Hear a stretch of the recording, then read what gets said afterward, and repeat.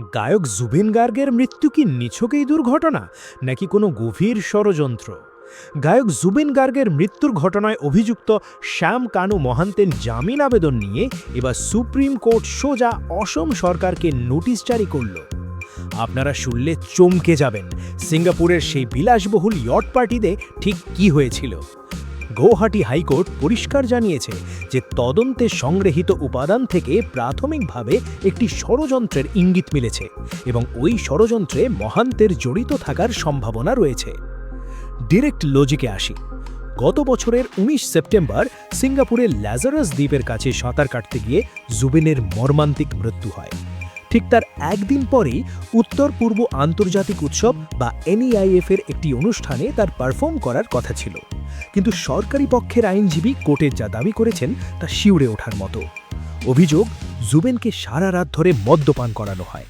তার স্বাস্থ্যের অবস্থা খারাপ জানা সত্ত্বেও তাকে জোর করে ইয়ট ভ্রমণে নিয়ে যাওয়া হয়। সবথেকে বড় কথা, তার শারীরিক অবস্থার কথা বিবেচনা করে যথাযথ চিকিৎসা সহায়তা ও নিরাপত্তা ব্যবস্থাও নিশ্চিত করা হয়নি বলে অভিযোগ উঠেছে।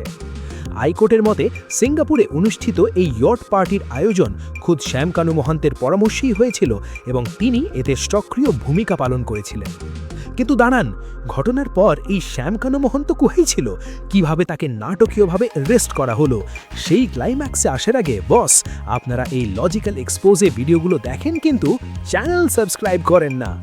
আসল সত্যিটা জানতে এক্ষুনি সাবস্ক্রাইব করুন আর ভিডিওটা হাইপ করুন। চলুন আসল মিস্ট্রিতে ফিরি। হাইকোর্ট শ্যাম কানুর জামিন সরাসরি খারিজ করে দিয়েছে, কারণ তাদের মতে অভিযুক্তের পালিয়ে যাওয়ার আশঙ্কা কিছুতেই উড়িয়ে দেওয়া যায় না। ঘটনার পরপরে মহন্ত মালয়েশিয়ায় পালিয়ে চেয়েছিলেন। পরে লুকআউট নোটিশ জারি হওয়ার পর দিল্লি বিমানবন্দর থেকে তাকে গ্রেফতার করা হয়। অসম পুলিশের CID একটি বিশেষ তদন্তকারী দল বা SIT গঠন করে। তদন্ত শেষে গত ডিসেম্বর যে চার্জশিট দাখিল করা হয় তাতে শ্যাম কানু মহন্ত সহ মোট 4 জনের নাম উল্লেখ করা হয়। সবথেকে ধলনক ব্যাপার হলো, তাদের মধ্যে 4 জনের বিরুদ্ধে সরাসরি খুনের অভিযোগ আনা হয়েছে। বর্তমানে বিচারপতি BV নাগারাত্না ও বিচারপতি জয়মাল্য বাগচির বেঞ্চ মহান্তির বিশেষ আবেদন গ্রহণ করে রাজ্য সরকারের কাছে জবাব তলব করেছেন। আগামী 2 আগস্ট এই হাই প্রোফাইল মামলার পুনরায় শুনানি হতে পারে বলে আদালতের ওয়েবসাইটে প্রকাশিত হয়েছে।